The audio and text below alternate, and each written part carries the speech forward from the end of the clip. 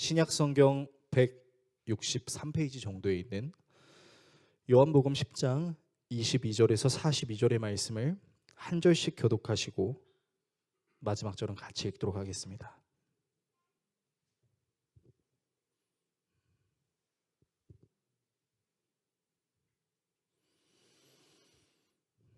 다 찾으신 줄로 알고 하나님 말씀 읽겠습니다.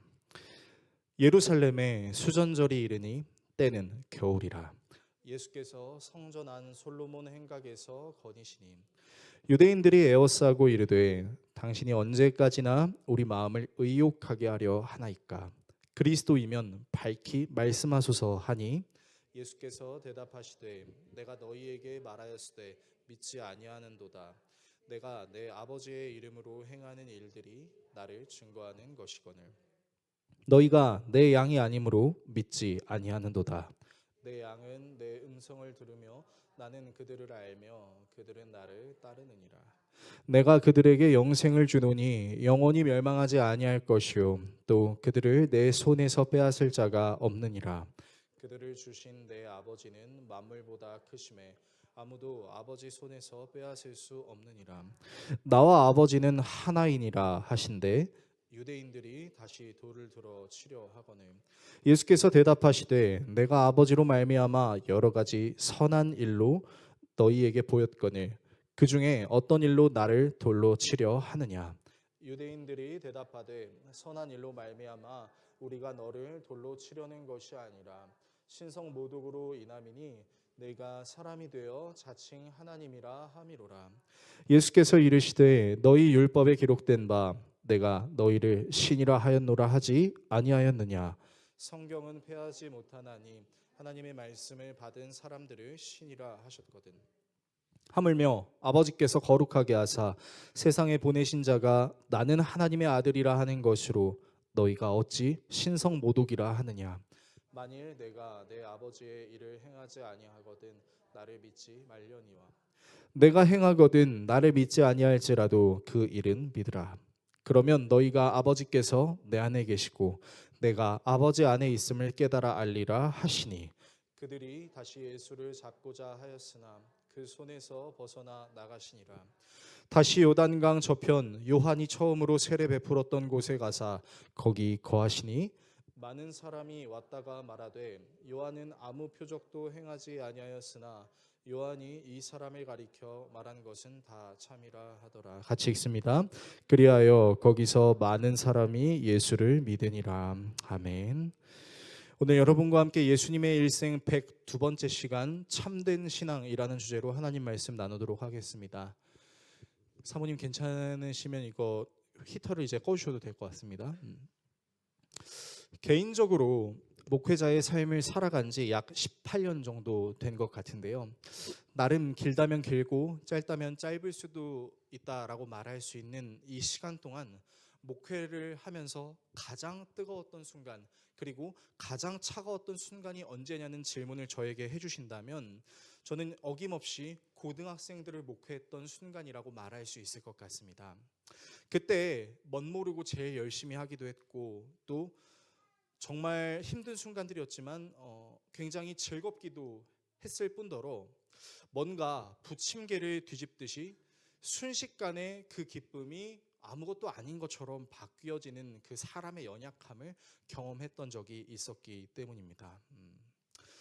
제가 사역했던 고등학생들은 전국에서 공부를 잘하기로 유명한 학생들이 모여있는 학교의 학생들이었습니다. 이 학생들의 소망은 자기들을 구속하는 고등학생의 신분을 벗어버리고 자유의 대학생 신분, 특별히 더 좋은 사람들이 좋다라고 말하는 그 대학교의 학생의 신분을 갖는 것이었어요.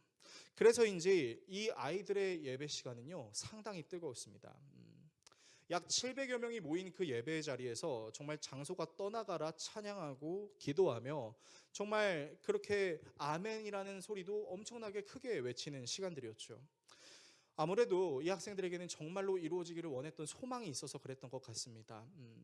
정말로 내가 가고 싶은 그 대학교, 이제는 나를 구속하는 그 고등학생의 기간을 이제는 벗어버리고 좀 자유로운 대학생의 신분을 갖고 싶다라는 그런 소망이 있었던 것 같아요.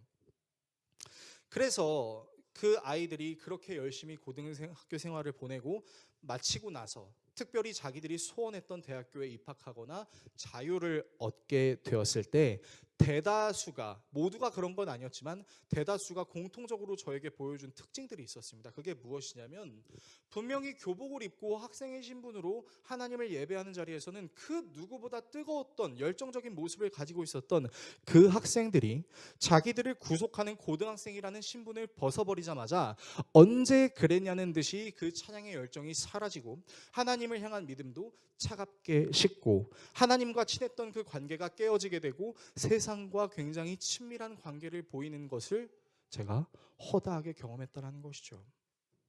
지금도 시간이 지난 이후지만 그때 당시 사역했던 아이들을 만나서 그 친구들에게 질문하면 혹시 그 친구 지금 신앙생활 잘하고 있니? 라고 제가 물어보면 10 중에 아쉽게도 8은 목사님 그 친구는 교회를 떠난 지 오래된 것 같아요 라고 말하는 안타까운 현실이라는 것이죠. 이런 학생들의 모습을 경험하면서 깨달았던 한 가지가 있었습니다. 그것이 무엇이냐면 우리가 신앙생활이라고 말할 수 있는 것이 어쩌면 신앙생활이라는 껍데기를 두른 채 하나님을 나의 소원의 도구로 사용하거나 힘들 때는 잠깐 내가 의지하긴 하지만 자유로울 때는 딱히 의지할 필요가 없는 존재로 여기는 종교 생활을 한 것은 아니었을까라는 생각이었습니다. 그리고 오늘 우리가 읽은 본문에는 이와 비슷한 상황이 등장합니다. 이스라엘의 겨울이 찾아왔습니다. 그리고 예루살렘에는 수전절이 시작되었는데요. 이 수전절이라는 말은 다른 말로는 성전 봉헌절이라는 절기입니다. 이 수전절의 기원은 기원전 165년 당시 이스라엘을 지배하고 있었던 그리스의 폭정을 이겨내기 위해 유다 마카비라는 사람이 봉기해서 그리스가 예루살렘 성전에 우상을 만들어 놓고 돼지 피를 바르던 그 경거망동한 더러운 행동들을 물리치고 성전을 청결하게 한 뒤에 하나님께 하나님 우리가 성전을 되찾았습니다 라고 봉헌했던 것을 기념하는 절기입니다. 그러니까 수전절은 쉽게 말씀드리면 우리나라의 광복절과 비슷하다라고도 할 수 있겠어요. 그러나 이 말씀에 등장하는 현 이스라엘의 상황은요, 그 수전절 당시에 광복의 기쁨을 누린 지 얼마 안 됐음에도 불구하고 로마의 압제를 받고 있는 상황이었었죠. 그래서 이스라엘 사람들의 마음속엔 이 수전절이라는 광복절 비슷한 것이 다가올 때마다 그때 우리나라가 회복했던 것처럼 하나님께서 다시 로마의 압제로부터 우리를 회복시켜 주실 거다, 광복을 찾아 주실 거다라는 소망이 있었던 것이죠.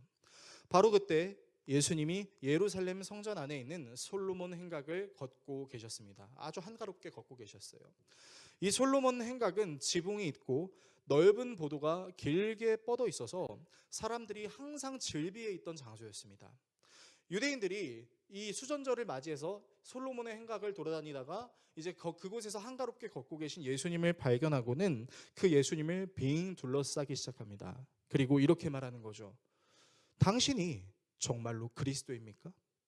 그리스도라는 말은 이제 히브리어로 이제 메시아를 뜻하는 것이죠. 자, 빨리 당신의 정체를 밝히라는 거예요.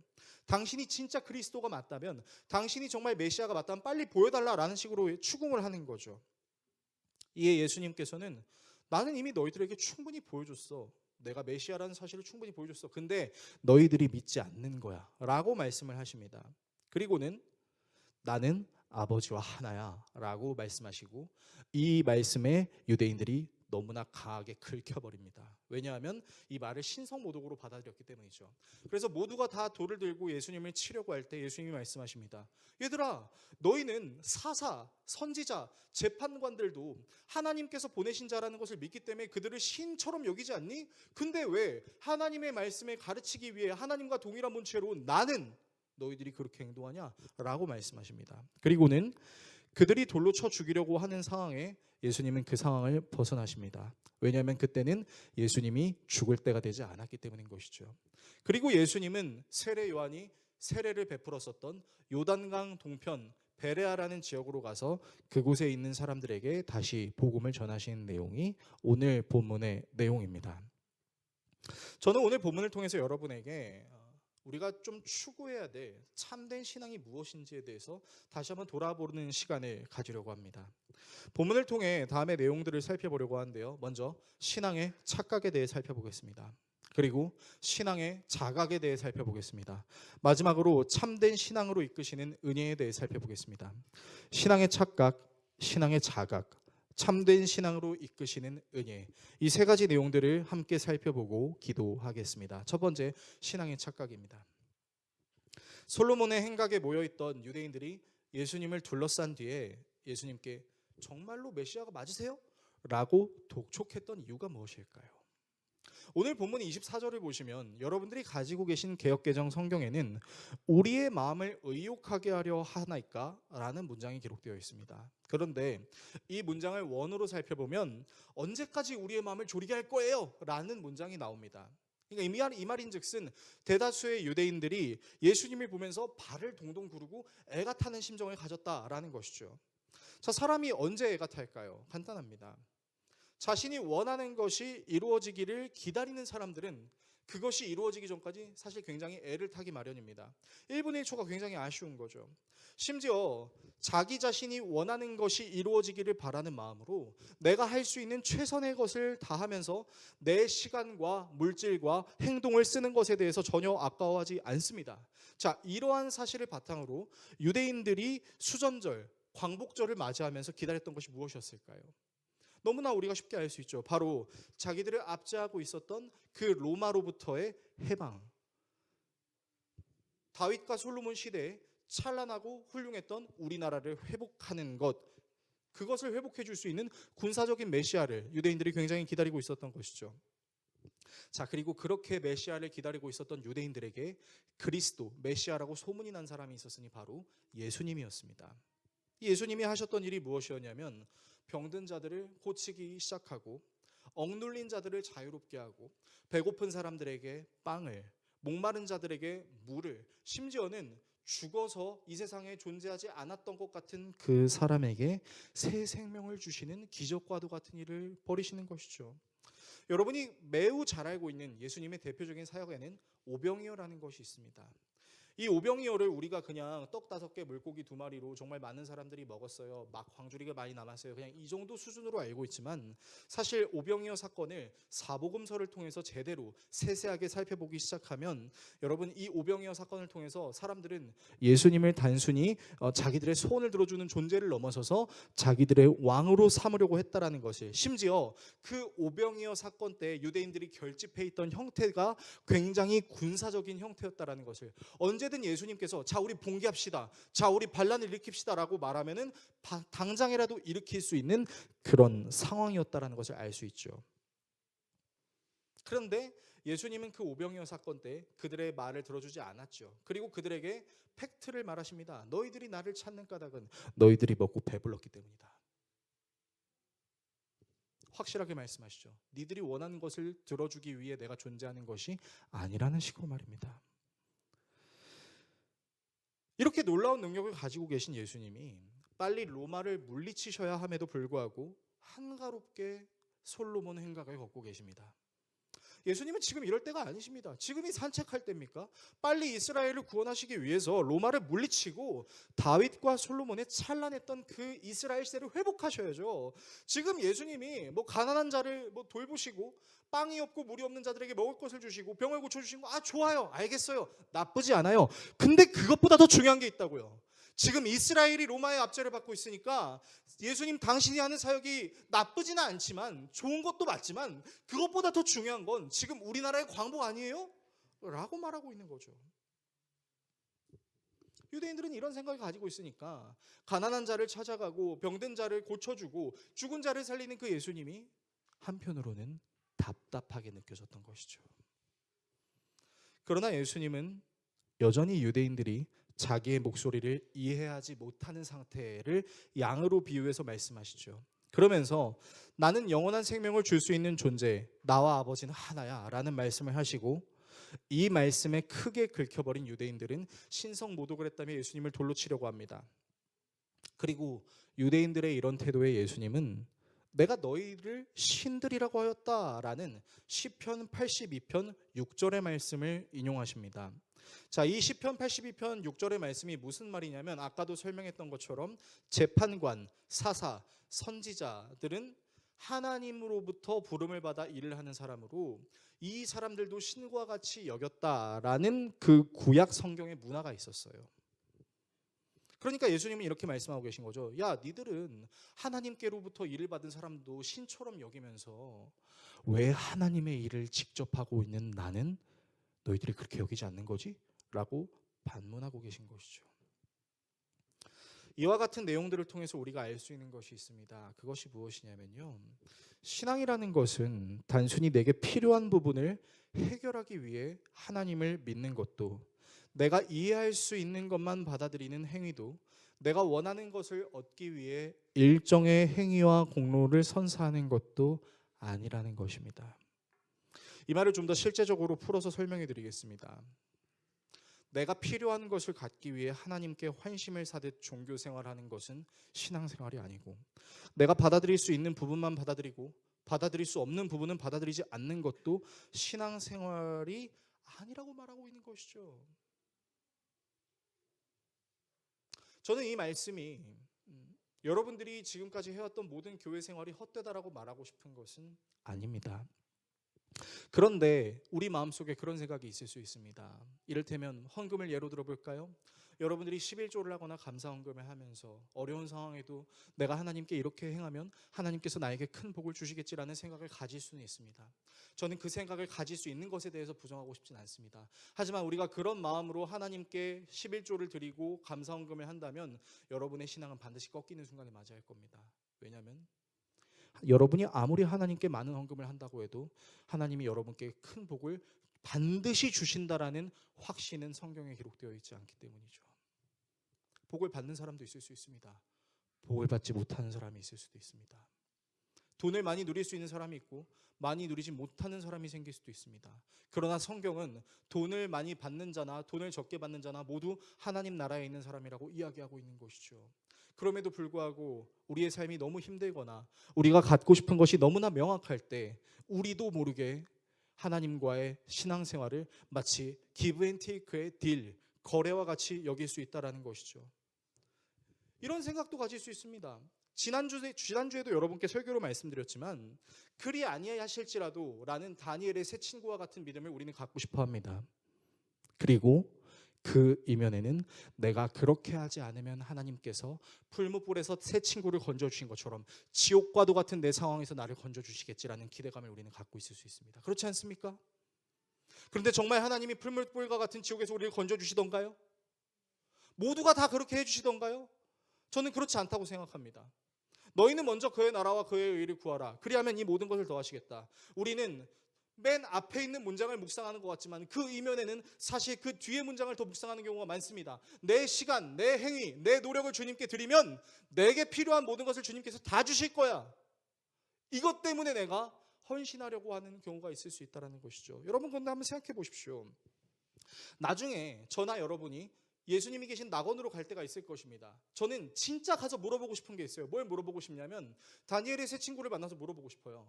형님들, 혹시 형님들 풀무불에 들어가실 때 하나님이 건져주실 것이라는 믿음이 있었나요? 제 생각에는 아마 그 형님들이 그렇게 얘기하실 것 같아요. 응, 아니야 라고 말씀하실 것 같아요. 죽어도 괜찮아. 내 신앙은 그게 아니었기 때문에. 내 신앙은 내가 이렇게 하면 하나님께서 이렇게 역사하실 것이라는 게 아니라 내가 하나님을 믿는 믿음으로 나는 죽음도 각오했다라는 것이기 때문에 나는 그렇게 생각하지 않았어라고 말씀하실 것 같아요. 마찬가지죠.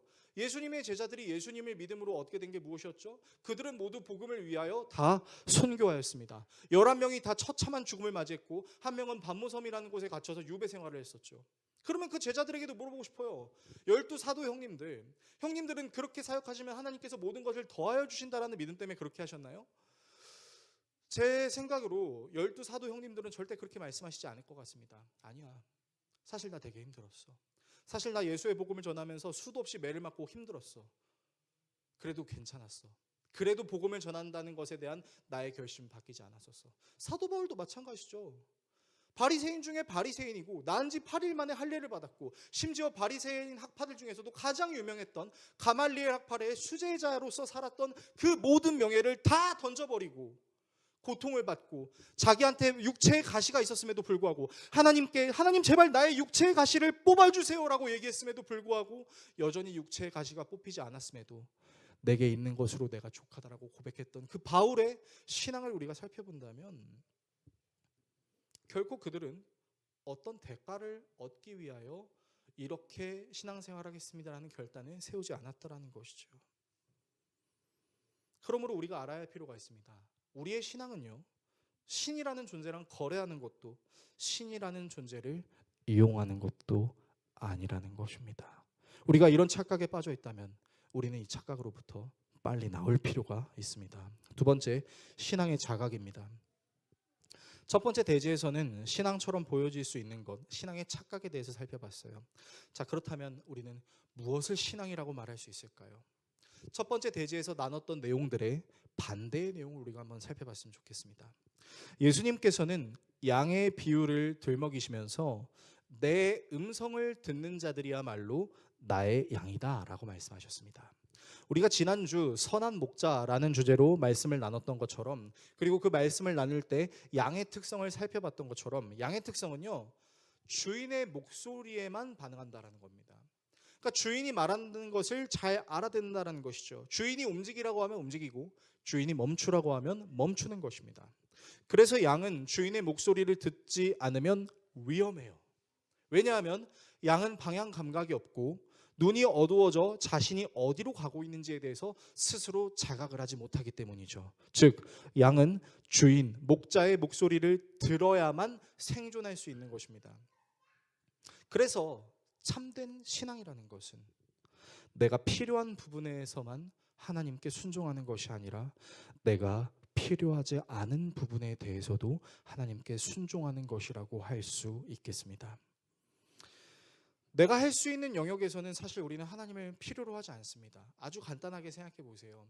여러분 기도할 때 어떤 부분을 위해서 많이 기도하시나요? 여러분들이 하는 것에 대해서 좀 깊게 기도해 보신 경험이 아예 없진 않겠지만 우리가 밥을 먹는 것에 대해서 이를테면 하나님 삼시세끼 건강하게 잘 먹게 해주세요 라고 기도하진 않습니다. 그렇지 않습니까? 심지어 식기도를 하는 와중에도 그냥 의무상 눈만 감았다 뜨는 경우가 허다합니다. 그래서 한국 교회에는 이런 문화가 있죠. 식기도를 너무 길게 하는 사람을 좀 주의해서 볼 필요가 있다. 2단일 확률이 굉장히 높다라는 아주 재밌는 그런 문화가 있는 거죠. 그냥 여러분은 우리 이렇게 기도하지 않아요? 하나님 잘 먹겠습니다. 오늘 내가 원하는 음식 주셔서 감사합니다. 뭐 이렇게 기도하거나, 아니면 오늘 교회 점심이 여러분들의 취향이 아니라면 제 취향이 아니더라도 어떻게든 잘 먹겠습니다. 아멘. 이러고 기도하지 않나요? 아니면 아무 생각 없이 잘 먹게요. 아멘. 이러고 기도하시지 않습니까? 저만 그런가요? 여러분들도 그럴 것 같은데. 자, 우리는요, 내가 할 수 있는 영역에 대해서는 사실 그렇게까지 기도하지 않습니다. 당연하게 여겨요. 그리고 내가 할 수 없어서 하나님이 필요한 부분에서 기도합니다. 그런데 우리는 착각하고 있어요. 분명히 우리는 찬양으로 고백해요. 송경민 목사님의 찬양처럼 모든 것이 은혜다. 내가 지나왔던 모든 것들이, 내가 걸어왔던 모든 시간이, 내가 누려왔던 모든 것들이 당연한 것이 아니라 은혜예요 라고 고백은 하면서 정작 그것에 대해서 내가 감사하며 기도하는 시간들은 생각보다 많지 않다는 것이죠. 그래서 우리는 알 필요가 있어요. 무엇이냐? 여러분, 우리는 오직 은혜, 모든 것이 하나님의 은혜라는 믿음을 갖고 있습니다. 그렇다면 우리가 가지고 있어야 될 신앙과는 무엇이냐? 여러분들이 할 수 있는 것도 사실은 하나님께서 여러분들에게 할 수 있게 해주신 것이기 때문에 내가 할 수 있는 것을 최선을 다해서 해내고 표현하는 것, 여러분 이것도 우리의 신앙의 참된 표현이라는 것이죠. 그리고 하나님의 필요가 느껴지는 상황에서만 하나님을 찾게 된다면 우리는 하나님이 필요한 순간에만 우리가 신앙이 뜨거워질 것이다라는 것을 인식해야 할 것입니다. 우리는 사실 필요한 순간에만 하나님을 인지해야 되는 것이 아니라 사실은 모든 순간 하나님이 나와 동행하고 계신다는 것을 날마다 느낄 필요가 있다는 것이죠. 우리가 그렇게 하지 않으면요, 유대인들이 메시아로 오신 예수님이 자기들에게 필요한 일을 해주시지 않으므로 믿지 않으려고 했던 것처럼 우리도 이런 오류를 발휘할 수 있다는 것이죠. 또한 참된 신앙은 내가 이해할 수 있는 영역에서만 하나님을 받아들이는 것이 아니라 내가 이해할 수 없는 부분에 대해서도 하나님을 받아들여야만 하는 것이라고 말할 수 있겠습니다. 자, 유대인들은 하나님의 일을 하는 재판장, 사사, 선지자들을 신과 같은 존재로 여겼습니다. 그런데 예수님은 신으로 여기려고 하지 않아요. 왜요? 예수님의 행보가 이해가 안 되니까 그런 겁니다. 자, 분명히 메시아로 오신 것 같아요. 그러면 그들이 생각했던 메시아는 어떤 메시아입니까? 당장 우리를 자유롭게 하지 못하는 이 로마라는 나라를 치워버리시고 이스라엘의 주권을 강하게 발휘했었던 다윗과 솔로몬의 시대, 거리를 걸었을 때 금과 은이 즐비했었던, 그렇게 부유했던 그 시대로 바꿔줘야 되는데, 지금 예수님이 자꾸 가난한 자, 병든 자, 힘없는 자들만 만나는 게 답답한 거예요. 이들의 입장은 이런 겁니다. 아니, 예수님, 가난한 자, 힘없는 자, 병든 자 도와주는 거 오케이, 이해 안 되는 건 아니야. 근데 하나님이 나라를 바꾸시면 이 전체적인 문제가 해결될 수 있는 거 아니에요? 예수님, 왜 나무만 바라보세요? 숲을 바라보셔야지. 나라의 정권이 바뀌고 나라의 정권의 그 공권력이 또다시 새롭게 형성되게 되면 그때 국민들을 위한 니즈를 충족시켜줘도 되는 거 아니에요? 무슨 하나님이 이래요? 라고 생각하고 있는 거죠. 지금 급한 건 그게 아니라는 거예요. 유대인들의 신앙은 어쩌면 예수님을 일종의 카운슬러로 생각하는, 그래서 자기가 이해되는 부분은 받아들이고 이해되지 않는 부분들은 받아들이려고 하지 않는 것처럼 보여집니다. 여러분들의 인생에 수많은 카운슬러들이 있을 겁니다. 멘토도 있을 것이고요, 정말로 상담을 요청하는 상담관도 있을 것이고, 또 여러분들의 은사인들도 있을 겁니다. 근데 여러분, 그 사람들 찾아가서 대화할 때 사실은 우리 마음속에 우리가 정한 답을 갖고 가는 경우들도 있지 않나요? 그리고 내가 정한 답을 그 사람이 같이 얘기해주면 거봐, 내 생각이 맞았어 라고 생각하지만, 내가 생각했던 대로 대답해주지 않는 경우에는 때때로 받아들이기 싫어하기도 합니다. 그렇지 않습니까? 심지어는 병원의 의사가 약을 처방해 줄 때도, 자, 타이레놀 여러분 너무 많이 드시면 안 돼요, 해로워요. 근데 알아, 타이레놀을 많이 먹으면 해로워진다는 거 알아. 근데 내 머리가 아프니까 어떻게 해요? 의사의 말을 들었음에도 불구하고 그걸 안 따라요. 그냥 내가 하고 싶은 대로 하는 거죠. 왜요? 의사를 그냥 카운슬러로 여겼으니까요. 그런데 말입니다, 의사가 수술을 하는 과정이라고 한번 생각해 봅시다. 여러분이 어떤 중한 그 병에 걸리게 돼서 이제 개복을 하고 수술을 해야 되는 상황에 이르렀다고 한번 쳐보겠습니다. 그러면 여러분들은 의사에게 어떻게 얘기할 겁니까? 지금부터 이제 수술을 하게 될 때 개복은 사실 안 했으면 좋겠고 그냥 레이저로 알아서 치료해 주셨으면 좋겠어요. 부분 마취했으면 좋겠고 전신 마취는 안 했으면 좋겠습니다. 여러분이 그렇게 말할 권한이 있습니까? 아니요. 그 누구도 그렇게 말하지 못해요. 수술을 해야 된다고 하면 여러분, 그때부터 우리가 전적으로 의지해야 될 대상이 누군지 아세요? 의사예요. 나를 살려줄 수 있는 존재가 의사라고 생각하니까 뭐라고 해요? 환자들의 그 보호자들이 뭐라고 얘기해요? 살려달라고 얘기하죠. 나의 이 필요한 부분만 해주세요라고 얘기하지 않아요. 그냥 내 몸을 의사에게 맡겨요. 여러분, 우리의 영혼도 마찬가지입니다. 예수님은 복음을 전하실 때 이렇게 말씀하신 적이 있었어요. 병든 자들에게 의사가 필요한 것처럼 당신들의 영혼을 고치기 위해 내가 필요하다. 여러분, 이 맥락이 바로 이 맥락인 거죠. 환자가 의사 앞에서 전적으로 자기의 몸을 맡겨야 되는 것처럼, 여러분, 우리의 영혼을 고쳐줄 수 있는 유일한 존재는 예수 그리스도 한 분뿐이시죠. 그러면 그 예수 그리스도가 나에게 주시는 처방이, 나에게 주시는 그 수술의 과정이 내 생각과 다른 것 같다 하더라도 어떻게 해야 돼요? 살려면, 내 영혼이 새롭게 회복되고 내 영혼이 살려면 예수님께서 가르쳐 주신 그 복음에 순복해야 되죠. 복음에 10가지가 있다면 그 중에 2가지는 내가 못 받아들이겠으니까 안 받을게요, 8가지만 받을게요 라고 할 수 있겠습니까? 내 영혼이 완전히 새롭게 회복되기 위해서 나는 카운슬러가 필요합니까? 내 영혼을 온전히 고쳐줄 영혼의 의사가 필요합니까? 우리는 예수 그리스도를 이해가 안 된다고 이해되는 부분만 믿는 신앙을 가져서는 안 된다는 것이죠. 다 이해할 수 없을 때라도 나로 하여금 감사하게 하시는 성령의 동행하심을 통하여 무슨 일을 만나도 내가 예수를 의지하려고 하는 그것, 여러분 그것이 우리에게 필요한 참된 믿음이라는 것이죠.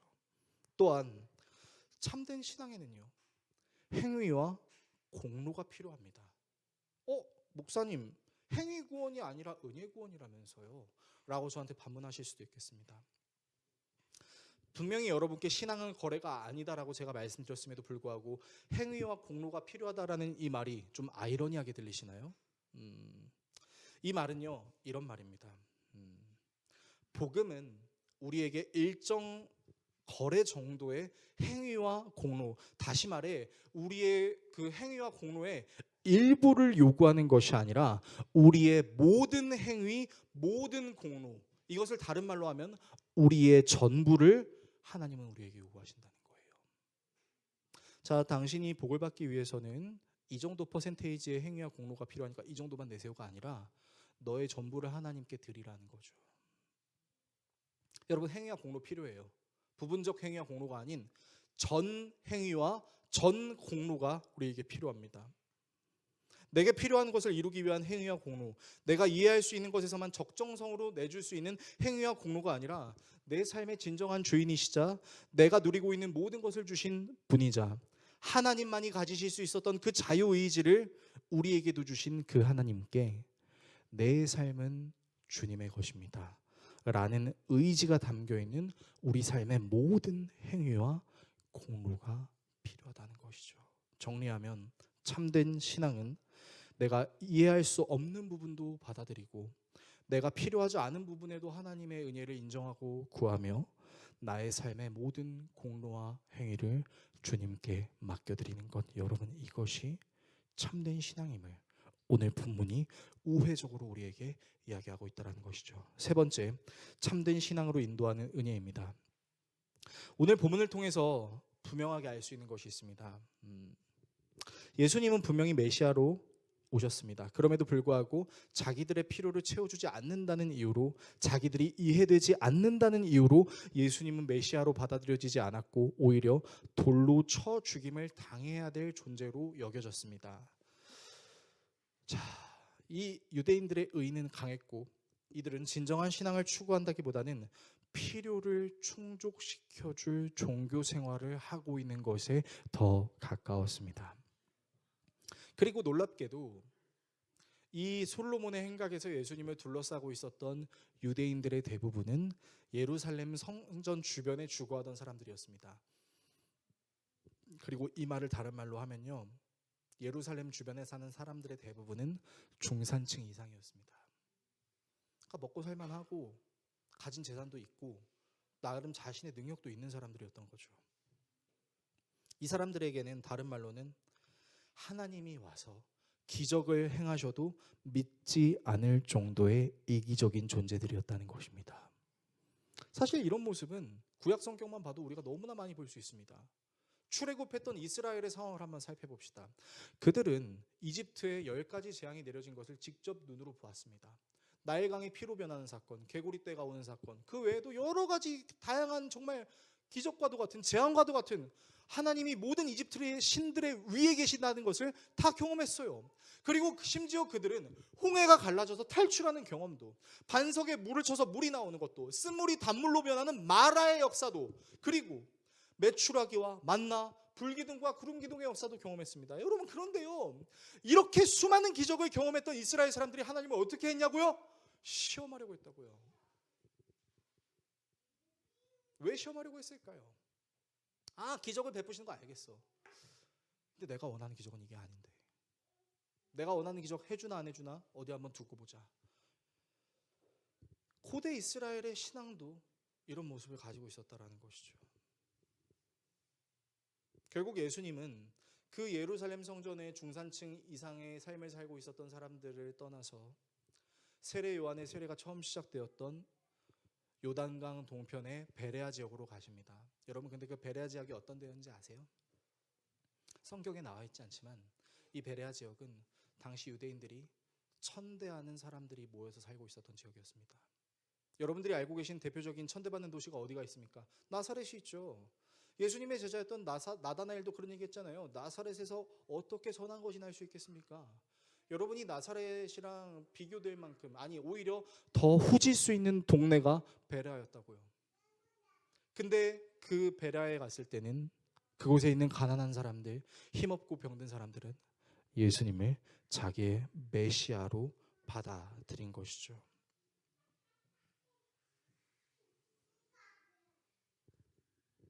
세례 요한이 예수님에 대해 말한 모든 것이 다 참이라고 말하며 예수님을 믿고 우호적인 반응을 보입니다.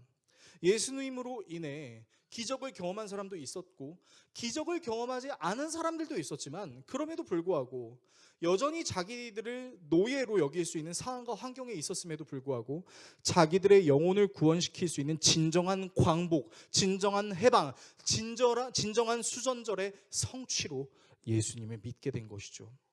그들이 어떻게 그럴 수 있었을까요?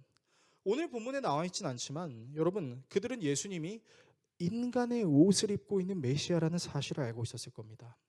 그분이 나세렛이라는 가난한 동네에서 사람들의 인정을 받지 못했던 집안일을 하는, 잡일을 하는 목수 출신이라는 것도 알고 있었을 것입니다.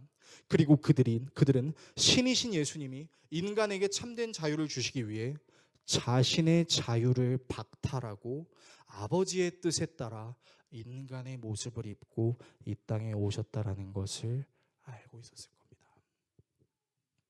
그리고 이후 예수님은 우리의 영혼에 참된 자유를 주시기 위해 끊어진 하나님과의 관계를 회복시키시기 위해 인간이 자기 스스로 마땅히 짊어져야 했던 죄의 무게를 자신이 짊어지시고 지옥과도 같은 죽음으로 떨어지신 이후 부활하셨죠. 무엇보다 예수님은 하나님과 자기의 사이에서 납득할 수 있는 부분만 순종하지 않았습니다. 정말 우리가 자주 반복했던 것처럼 겟세마네 동산에서 예수님이 하나님께 기도했을 때 얼마나 스트레스를 받았냐면 땀이 피가 될 정도로의 스트레스를 받았죠. 그때 예수님께서 하셨던 기도가 무엇입니까?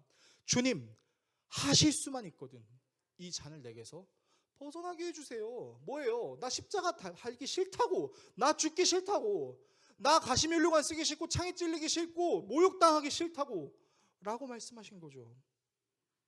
그렇게 스트레스 받으면서 기도하시면서도 그 마지막에는 아버지의 뜻대로 되기를 원한다는 식으로 기도하셨죠. 그리고 그렇게 스스로를 제한하고 스스로 구속을 입으셨던 그 예수 그리스도의 열심으로 우리는 구원과 자유를 얻게 된 것이죠. 여러분, 이 예수님의 가르침, 삶, 복음만이 우리로 하여금 진정한 신앙을 갖게 할 뿐만 아니라 하나님께로 인도되는 유일한 은혜가 되는 것이죠. 그래서 우리는 예수님을 가리켜 길, 진리, 생명이라고 이야기합니다.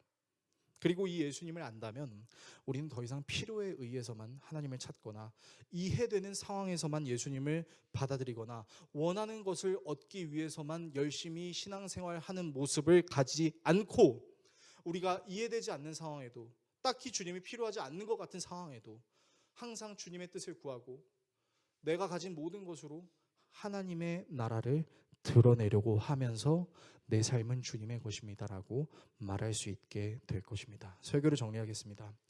사랑하는 성도 여러분, 우리에겐 참된 신앙이 필요합니다.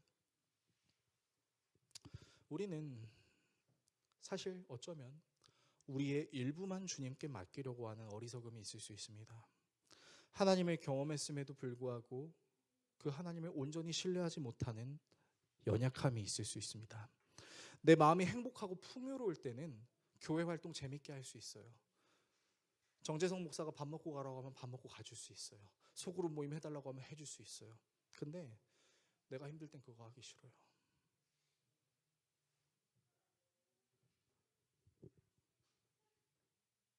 이해가 될 때는 순종이 되지만 이해가 되지 않을 땐 순종하고 싶지 않을 수 있기 때문이죠.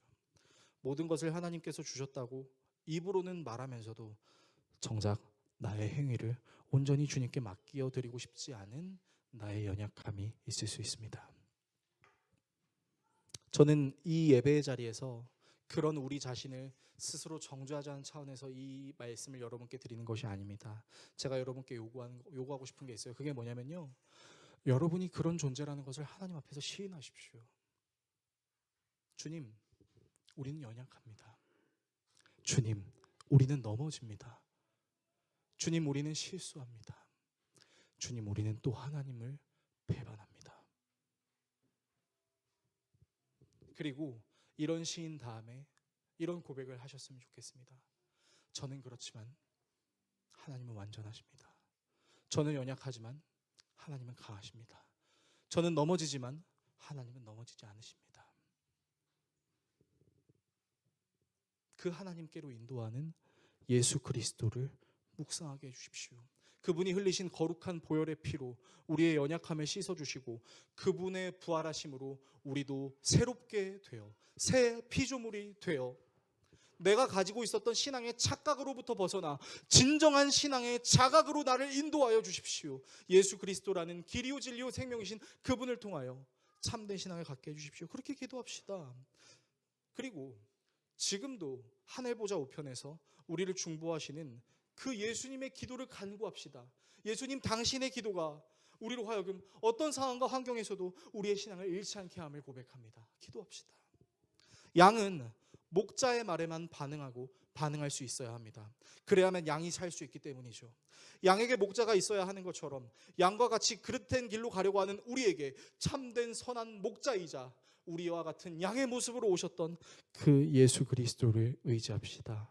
그리고 세월이 지나갈수록 여러분들이 더 많은 일들을 경험하면 경험할수록 우리가 의지할 분은 오직 예수뿐이라는 사실을 진심을 다해 고백합시다. 그래서 무슨 일을 만나더라도 예수님을 의지할 수 있는 참된 신앙으로 주님을 통하여 하나님께 온전히 나아가시는 저와 여러분들의 신앙이 될 수 있기를 예수 그리스도의 이름으로 축원합니다. 기도하겠습니다.